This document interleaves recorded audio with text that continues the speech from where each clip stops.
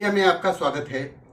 आज हम अफजल जी के साथ हैं और अफजल जी जो कि उत्तर प्रदेश से आते हैं और उत्तर प्रदेश के जो अभी समस्या है और चुनाव होने वाले हैं उसके बारे में हम लोग बात करेंगे। लेकिन अभी जो है इनका परिचय हम ये खुद देंगे अपना परिचय।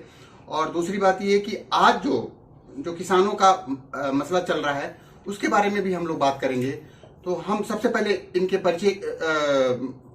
परिचय जो है इनका परिचय खुद इन्हीं से करवाते हैं और इनसे जानेंगे कि किसानों के बारे में इनका राय क्या है।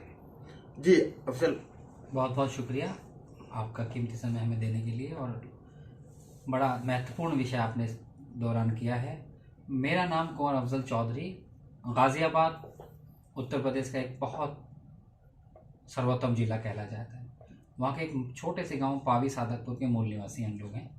और हमारा पिछला अगर इतिहास की बात करें तो मैं अपने दादा स्वर्गीय उस्मान जी के आशीर्वाद से, और उनके मैं कहूँगा आज 35 साल हो गए उनको इस दुनिया से गए हुए, लेकिन आज भी हमारी यादों में उनका बसेरा है।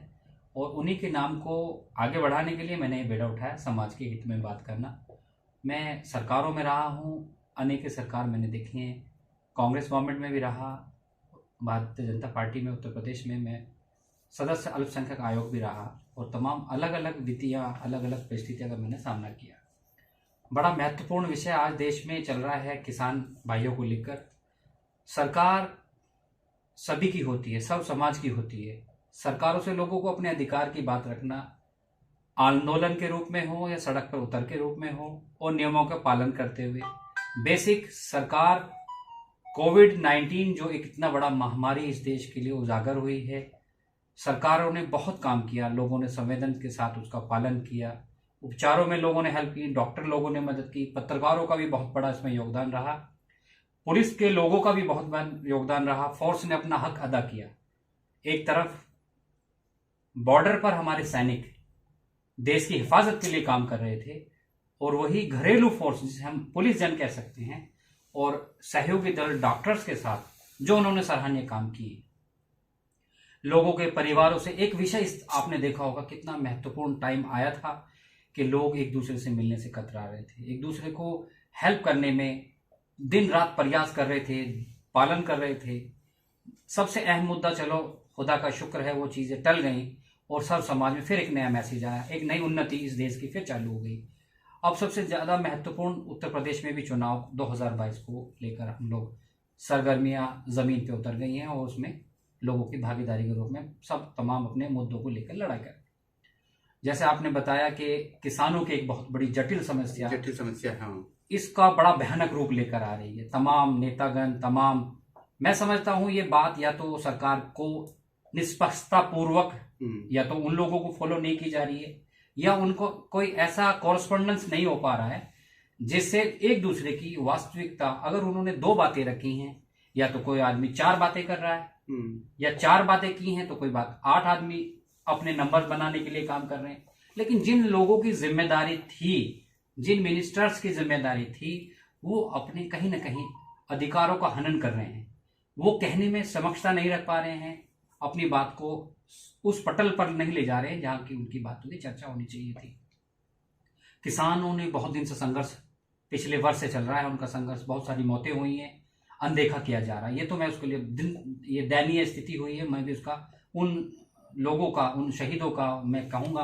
किसान क्योंकि देश का गौरव है, किसान और नौजवान और सैनिक, हमारे नौजवान सैनिक जो हैं वो भी एक देश का गौरव हैं। मैं समझता हूँ कि हम लोग भी किसान परिवार से आते हैं। देखिए ये किसान जो है, किसान धरती पुत्र है। किसान अगर जो अन्न नहीं उगाएगा तो हम भी नहीं खाएंगे, आप भी नहीं खाएंगे, और भी लोग। लेकिन अभी जो है, अभी का मामला ये रहा कि लखीमपुर खीरी में जो घटना हुआ है उसके बारे में आप जो है एक तो संवेदना व्यक्त कीजिए और इनसे प्रधानमंत्री से अपील कीजिए कि ये जो है ना, क्योंकि आप पार्टी के लोग हैं और आप उनसे अपील कर सकते हैं, तो आपके तरफ से एक अपील भी जाना चाहिए।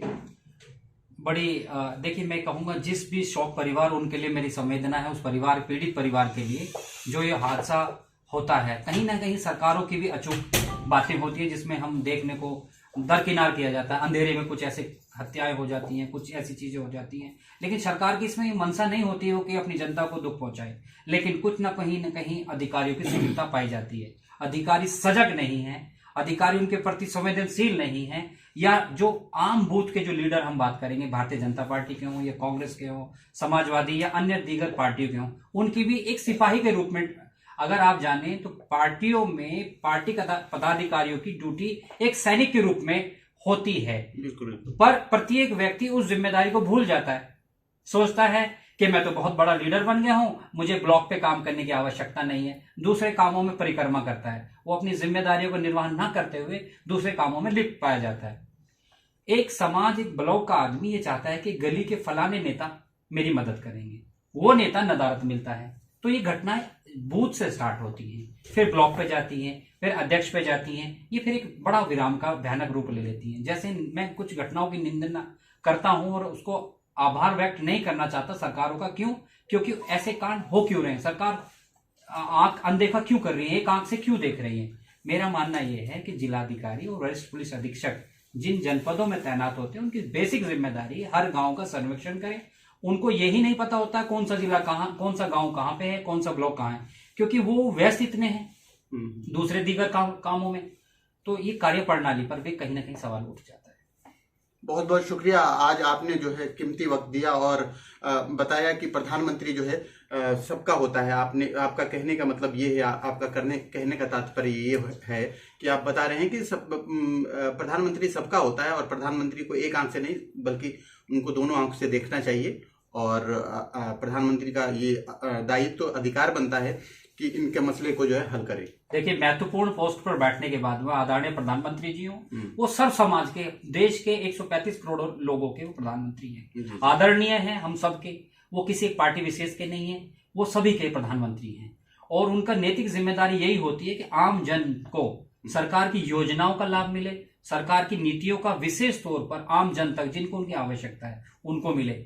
और मेरा ये मानना भी है कि कभी भी एक महत्वपूर्ण पोस्ट पर बैठकर या उस कुर्सी पर बैठकर कोई भी अनैतिक कार्य किसी की हिम्मत नहीं है। अगर आपको भी वो मिल जाए तो आप भी ये सोचेंगे, अगर चोर को भी किसी को कुर्सी मिल जाए वो भी यही चाहेगा कि मैं तो जब तक चोर था अब लेकिन मैं आगे सिपाही के रूप में काम करूं। तो मैं समझता हूं कोई भी राज्य को प्रधानमंत्री जी ये नहीं कहते हैं कि ऐसी होनी चाहिए, क्योंकि राष्ट्र के प्रति हमारा जो राष्ट्र है वो संबंधित यूएनओ को भी प्रेजेंट करता है, वहां भी हमारे देश की इंटरनल रिपोर्ट जाती है। तो भारत का नाम खराब हो ये तो प्रधानमंत्री मैं समझता हूं कभी नहीं चाहेंगे। इसके बाद उनके अलग विकल्प हो सकते हैं, मेल भाव हो सकते हैं, भेदभाव हो सकते हैं, अलग अलग पार्टियों के साथ उनका अलग अलग पैमाना हो सकता है, लेकिन प्रधानमंत्री कभी भी अपनी गैर जिम्मेदारी को नहीं इस तरह से करते। मेरा यही उनसे निवेदन रहेगा, प्रधानमंत्री जी स्वयं कुछ चीजों को पर्सनली तौर पर स्टेट के मुख्यमंत्रियों से वार्ता करके ऐसी घटनाओं पर आगे आने वाले उसमें विराम लगाने की बातें करें, उनके साथ सौहार्द बनाने का काम करें, और जो व्यक्ति पीड़ित हो जाए उनके लोगों से भी संवाद कायम करें और उनको शौक व्यक्त करें, और उनकी जो मुआवजा राशि है या इस प्रकार का जो भी इनको सहायता नौकरी के रूप में हो या दूसरे अन्य रूप में हो, उनकी मदद करनी चाहिए। बहुत बहुत शुक्रिया। आज हम जो है कुंवर अफजल साहब के साथ थे और यहाँ से जो है इनको हम लाइव दिखला रहे थे। और अभी जो है ऐसे ही खबर देखने के लिए IP न्यूज़ इंडिया को जो है आप सब्सक्राइब करें और आगे जो है इसको फॉलो करें।